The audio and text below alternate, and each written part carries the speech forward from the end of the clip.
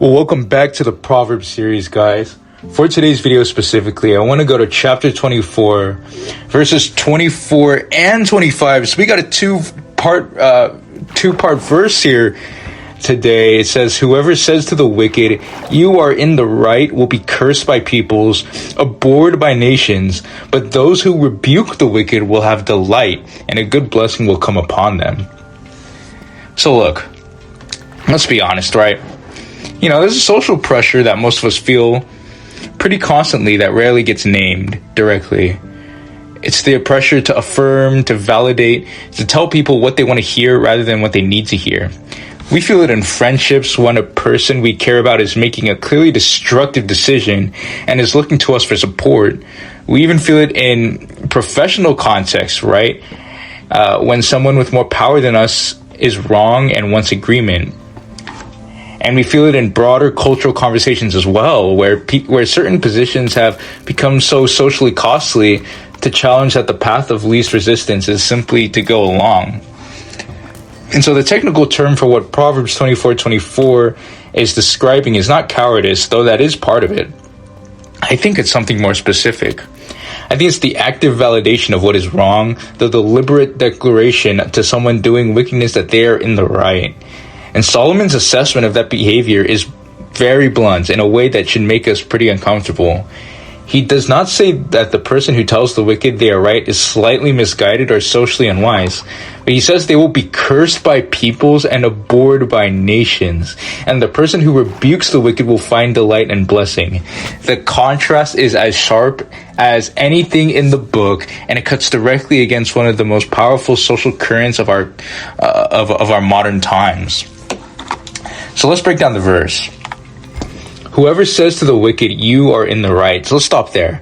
Because the specific act Solomon is condemning here is targeted more than general dishonesty or even general flattery, but it is the declaration of righteousness over someone who is wicked, the active pronouncement that what they are doing or who they are is correct, justified, and deserving of approval. The Hebrew construction behind "you are in the right" is a legal term, right? It is the language of acquittal, of declaring someone innocent in a formal setting. And Solomon is therefore describing not just casual affirmation, but something closer to a formal endorsement of wickedness, a declaration that carries the weight of judgment and pronounces the wicked person's conduct as righteous. And I think this is important because it clarifies the specific nature of what is being condemned. Right, the verse is not condemning kindness towards wicked people or compassion directed at those who are wrong, or the patient, redemptive engagement with someone whose life is characterized by wickedness. Those things are affirmed elsewhere in Scripture, but what is condemned is the specific act of calling wickedness right, or using the power of our words and our endorsement to validate conduct that is genuinely destructive and morally wrong. Back in Isaiah 5:20, it delivers one of the most striking statements in the prophetic literature that connects directly to this verse. It says, "Woe to those who call evil good and good evil, but who put darkness for light and light for darkness, who put bitter for sweet and sweet for bitter."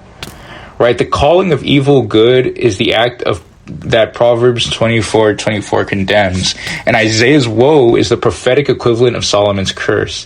And so these are not isolated observations from two different corners of the Old Testament, but they are consistent expressions of the same moral reality, right? That the active misidentification of wickedness as righteousness is one of the most serious moral failures a person can commit. I think the social pressure, too, behind this act is worth naming, because that pressure, is the context in which most of us actually encounter this temptation. Because, we rarely face this scenario in a formal legal setting, but we do face it in the slow drift toward agreement with people whose wickedness maybe we have gradually normalized through proximity and the desire to maintain peace. We face it when an influencer or a leader or a community we are a part of is moving in a direction that is clearly wrong, and the cost of saying so feels higher than we want to pay. And then we face it when a person whose approval we want is the person doing the wrong thing, and the path to their approval runs through our validation of it. But Proverbs 29:25, and we'll look at this soon when we get there, It gives the theological diagnosis of the impulse that produces this behavior. It says the fear of man lays a snare, but whoever trusts in the Lord is safe. Right? The fear of man, the terror of social disapproval, relational cost, or the loss of standing among people whose opinion we care about is precisely what drives the declaration, you are in the right, to someone who is not. And it is a snare because it looks like the safe path, but leads somewhere significantly more dangerous than the honesty it was avoiding. So let's talk about the part of the verse now that says, we'll be cursed by peoples and abhorred by nations. Because the consequence that Solomon attaches to this behavior is striking. It's striking in its scale, because he does not say the person will feel guilty or will eventually regret it or will lose a specific relationship. No, he says they will be cursed by people and abhorred by nations. And so the scope of the consequence is communal and sweeping. The communal framing is intentional here. Right? The declaration of righteousness over the wicked is not a private moral failure with private consequences, no, but it is a social act with social consequences because it shapes the moral environment of the community. Right? When people in positions of influence, whether formally or informally, validate wickedness, they normalize it. They give it a platform it did not have before. They provide cover for behavior that should be exposed, and communities pay real prices for that normalization.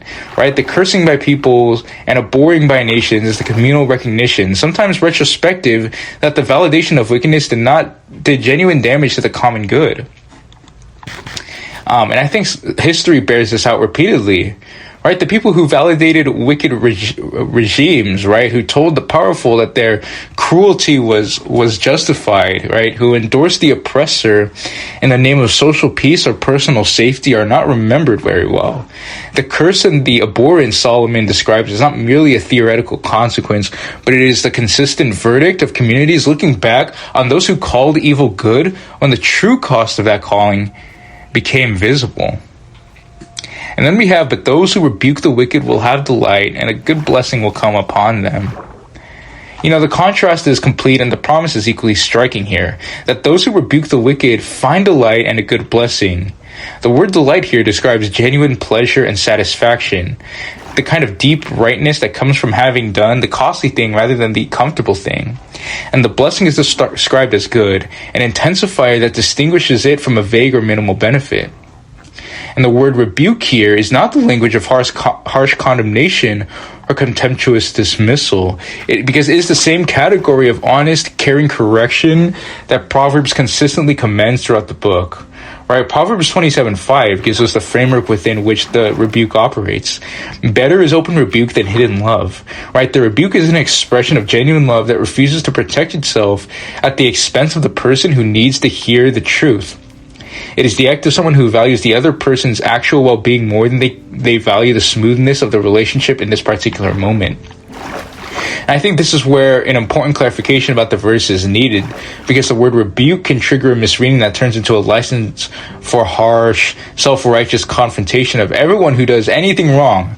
But Proverbs does not endorse that posture at all.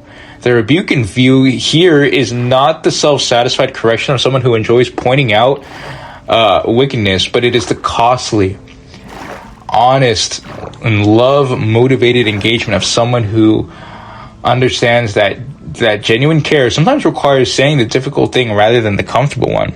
You know, even in Leviticus 19:7, I think gives the same principle in the law. It says, "You shall not hate your brother in your heart, but you shall reason frankly with your neighbor, lest you incur sin because of him."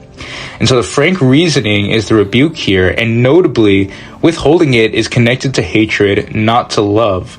Because the person who stays silent about wickedness to preserve relational comfort is not, according to this verse, even loving the person they are protecting from the discomfort of honest feedback.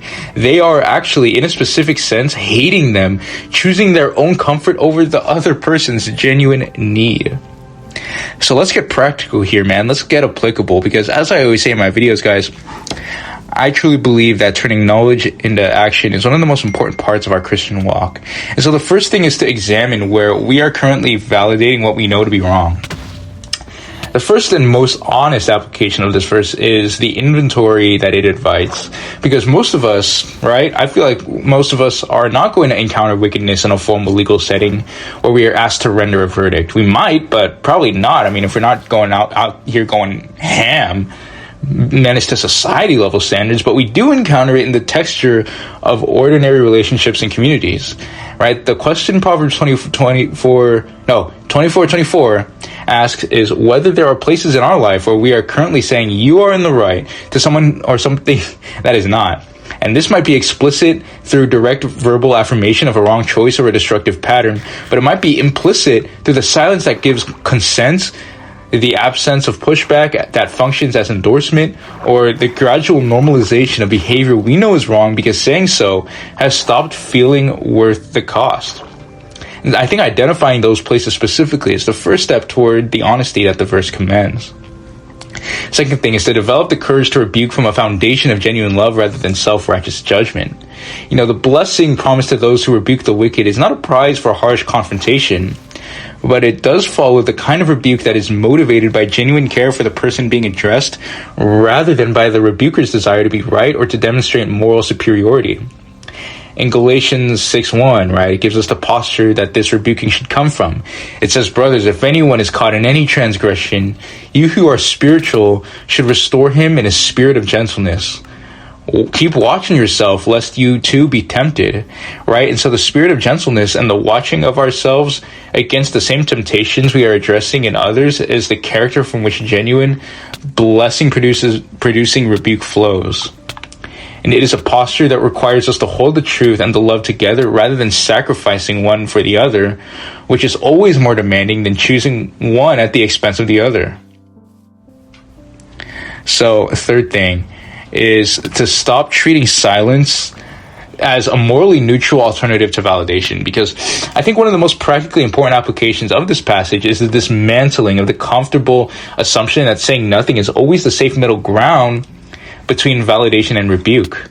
But Proverbs 24 to 25 is structured as a contrast between two active responses to wickedness, affirming it or rebuking it, either or, right? And so the silence that avoids both is not really a third option, because in contexts where wickedness is being done and our voice has the capacity to either validate it or challenge it, silence tends to function as a de facto form of validation, because the person doing wrong who encounters no resistance tends to experience that absence of resistance as endorsement. And so choosing honesty over silence is not always possible in every context or relationship. And I think wisdom requires a massive amount of discernment about when rebuke will be received and when it will be scorned, as Proverbs 23:9 established. But the default assumption that silence is always safer than honesty needs to be examined in light of what this verse is actually saying about the cost and the blessing of speaking truthfully. So let me just give a closing thought here. Proverbs 24 to 25, I think, is one of those passages that gets more relevant the longer you look at the world we're actually living in. The pressure to validate, to affirm, to tell people what they want to hear rather than what they need to hear, I think has never been more sophisticated or more intense. The algorithms reward affirmation. The social cost of honest rebuke has never been higher in certain contexts, and the temptation to call evil good in the interest of keeping the peace has rarely been more available or more rewarded in the short term. And so Solomon's verdict to us does not change with the cultural movement, because the person who validates wickedness earns a curse and abhorrence, not immediately, not always visibly, but reliably, and the true cost of that validation becomes apparent over time. And the person who tells the truth, who rebukes at genuine personal cost, who values the other person's actual well-being more than the smoothness of the relationship in this moment, will find a light and a good blessing. And the truth costs something to say. We have to realize it, but look, it always costs more to withhold it.